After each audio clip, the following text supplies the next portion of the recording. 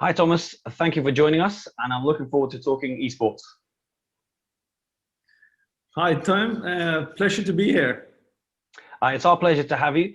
To begin, can you tell us a little bit about your career so far, including at EA, and what it is you do now at Luckbox? Sure. So right now I'm the CCO, or the Chief Customer Officer for Luckbox. It basically means that I'm responsible for all revenue and of course for the whole player experience.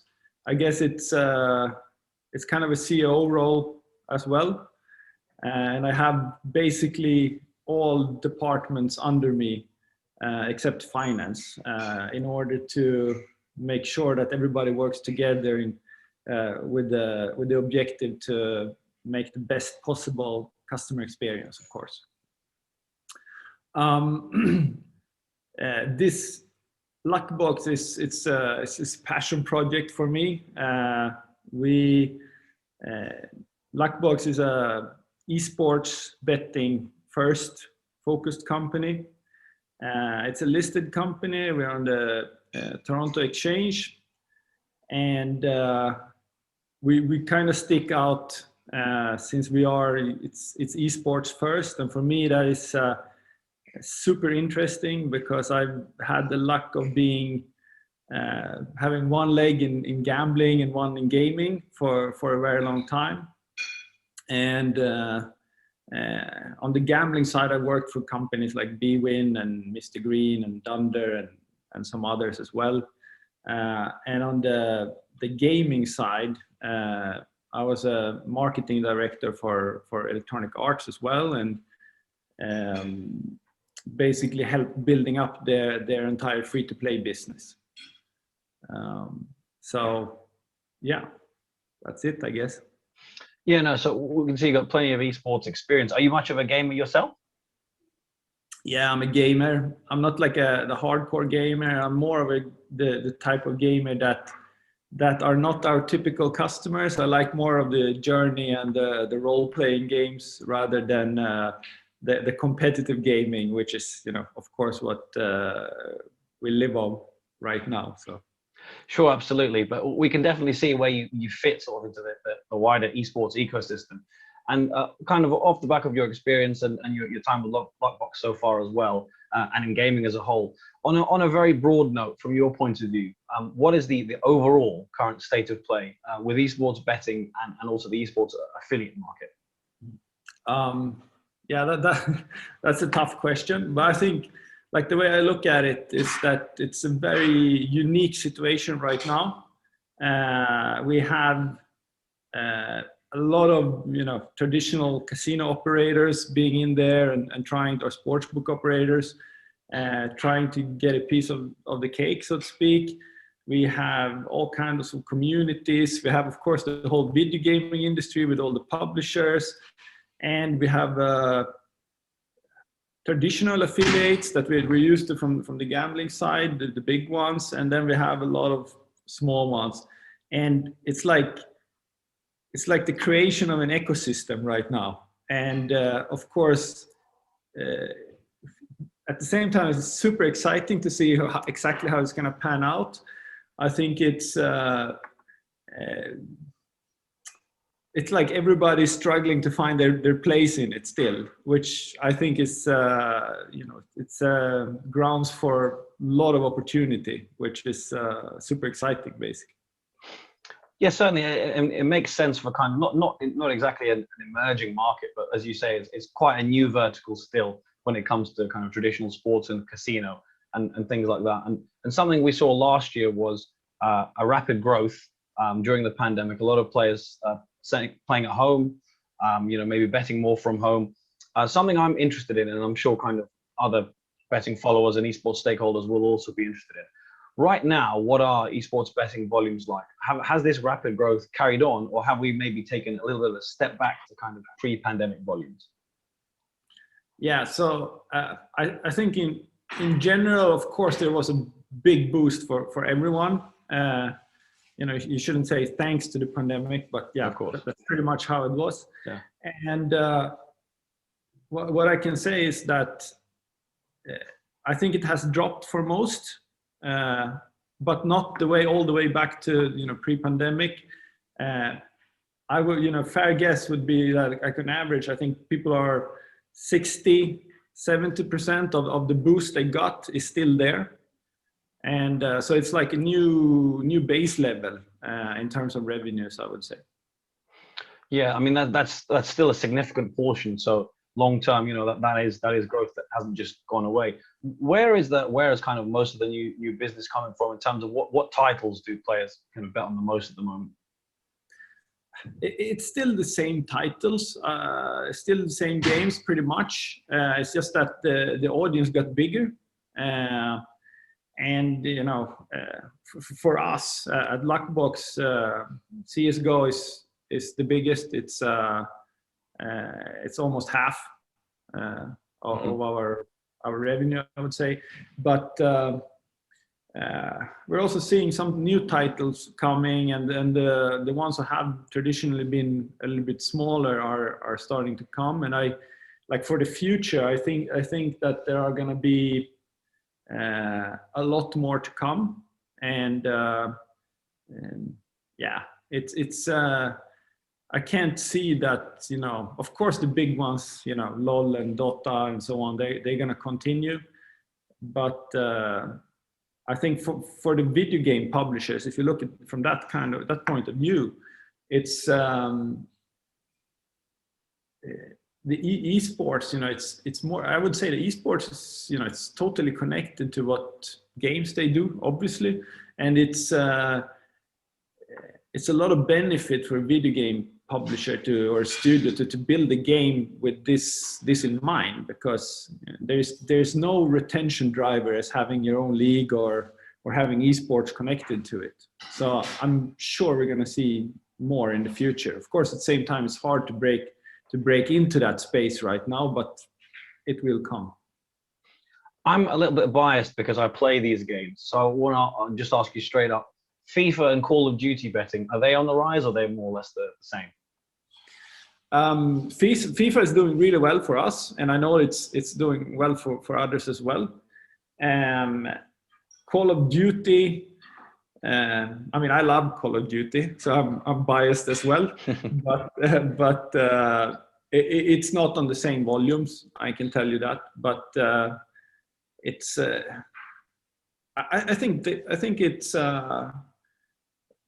it's a little bit about the trends coming and going, and I wouldn't be surprised if I mean, basically I think you could boost any one of these games. Like we have a base with Dota and LOL and CS:GO and so on, but sometimes there's a big tournament or somebody really makes a push for something, and then it jumps a little bit, and I think that's great. It's sometimes people like to put all of esports into one package, which is in my mind completely wrong. Like they're individual games, and it's like you're packaging all sport into something. You can't do that either. Football is very different from tennis and so on. Sure, that makes total sense. My next question, I'm not sure if it'd be a little bit more challenging, but bearing in mind what you just said, we can look at maybe not esports as a whole, like you say, but individual esports games. But I was speaking to a CEO of a sports betting exchange operator recently, and when they were talking about esports, they were talking about it generally. But in their opinion, esports players aren't too suited to actually betting. So the typical esports player will love to play esports, but may not bet as much. He compared it in this instance to rugby. In the UK, a massive sport, but not really a big betting sport. What are your thoughts on this? And given you've got a lot of experience, obviously, within gaming and both betting as well. Yeah, I think he was a little bit vague also in that interview. In the end, he was like, "Yeah, I don't think so, but I wouldn't be surprised if it happened," kind of. But as I just said, like it's not one thing. You cannot treat them the same way. It is a bunch of sports, and I'm absolutely convinced that like some of them are gonna be absolutely huge, and some are gonna be less. And when it comes to comparing sports, like if we talk about traditional sports, it's a lot about trends, and I think it's a lot about tradition, and it's also a lot about what type of people that like that sport. So it's like, and then a million other things, a lot of variables that goes into that mix. Like, why do people bet?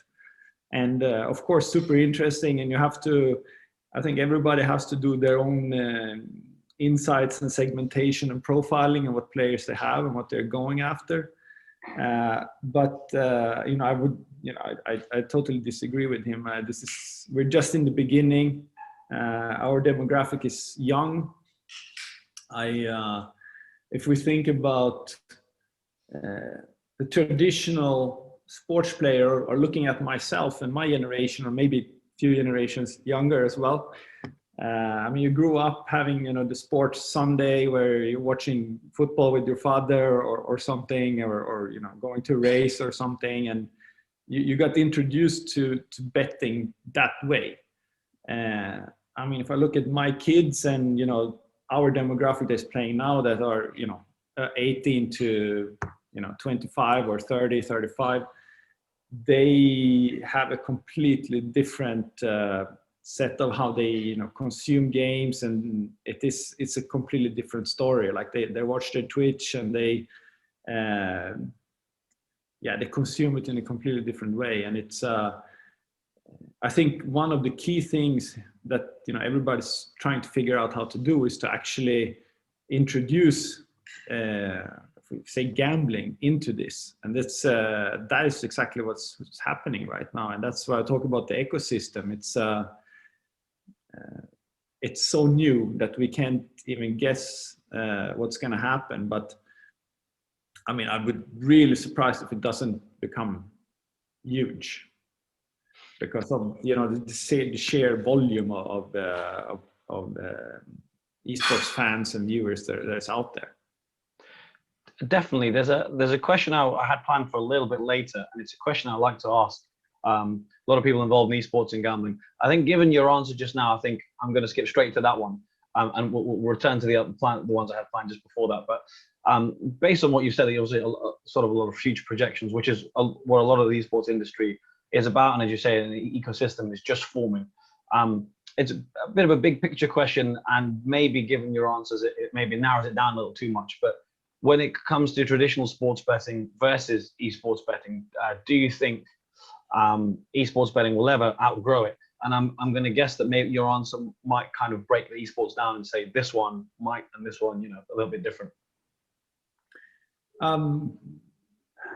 It will outgrow, you know, based on what I just said, because you know, it's I say that like the type of job that I have today, there was nobody, not my parents, like nobody could even have guessed that this job would even exist. And it's the same now, the way our kids and the younger, you know, generations, and, you know, Gen Z, etc., like that we're aiming for, they we can't even imagine how their betting experience is going to be like, and that's why it's so exciting as well.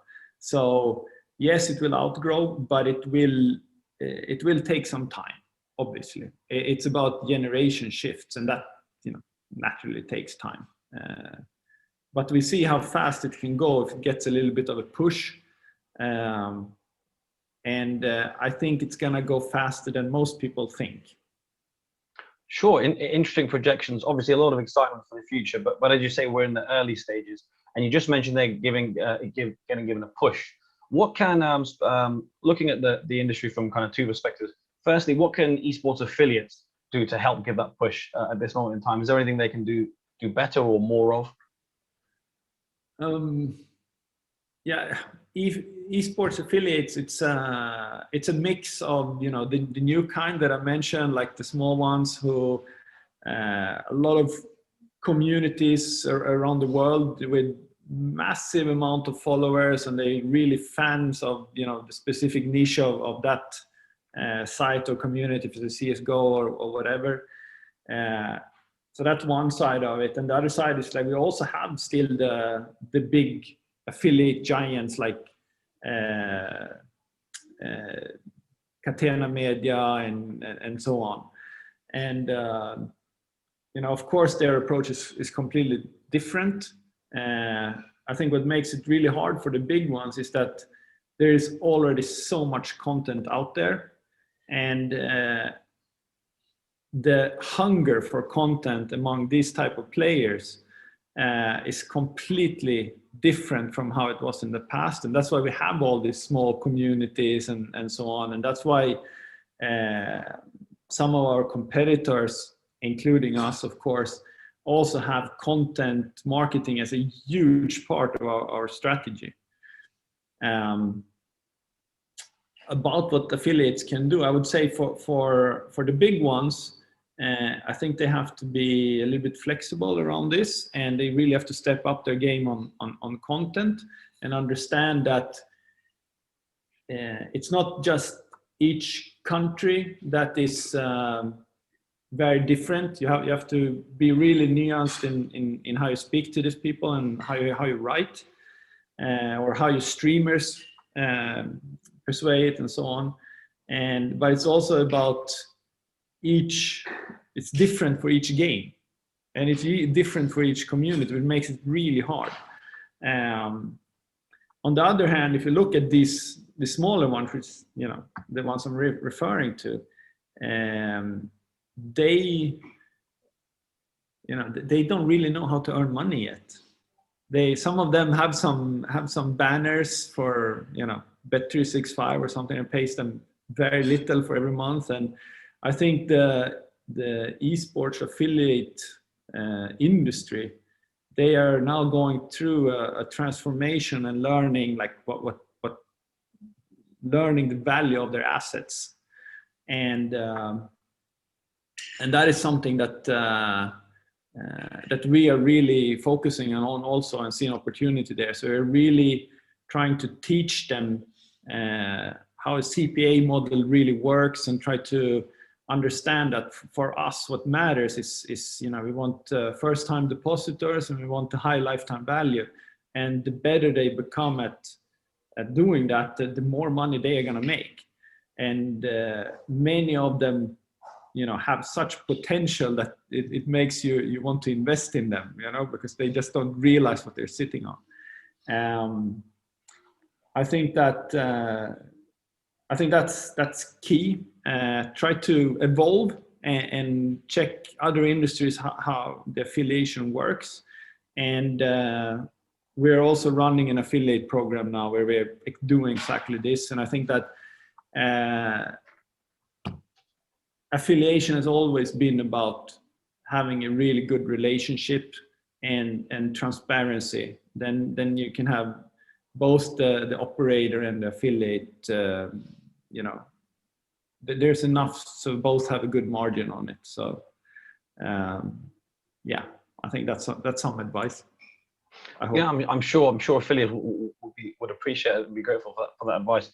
Do you think, I mean, just from hearing what you're saying now, talking about the amount of potential in esports, do you think kind of like football affiliates, or you know, affiliates that focus on specific sports, do you think it's worth them now just investing a little on the side and building up their esports portfolios as well? Or do you think actually it requires so much resources that maybe it's better to go all in rather than, you know, spread yourself too thin? I didn't mean to rhyme there, but came off. Yeah, I think that anybody who sits on an IP or a brand, if it's like a Brazilian football club or whatever, and many of them are already doing this, like they are really investing in the esports side of it. And of course, they also got a push from the pandemic, but there is a huge interest in their younger members of the club as well, and they see that this is the future. So they are even if it's long term, it's still the future. So they are, many of them are already investing this. I think we saw the Santos, which is, you know, the old football player Pele's original club and so on. They have an esports program, and a lot of the other clubs with them, you know, across the world. And the key, though, as I said, it's like they really have to let the young people who knows this and, you know, really play the games. Those are the ones who have to build it up also, because they know what they want. And yeah, absolutely. And you've talked a lot about the future, and like we've said, esports is growing rapidly, but yeah, there is a big focus on the future. And on that note, a final question from me today is a kind of another big picture type topic. We've talked about where esports can potentially be in the long term. Where does it go next? What's the very next step to take it to that next level?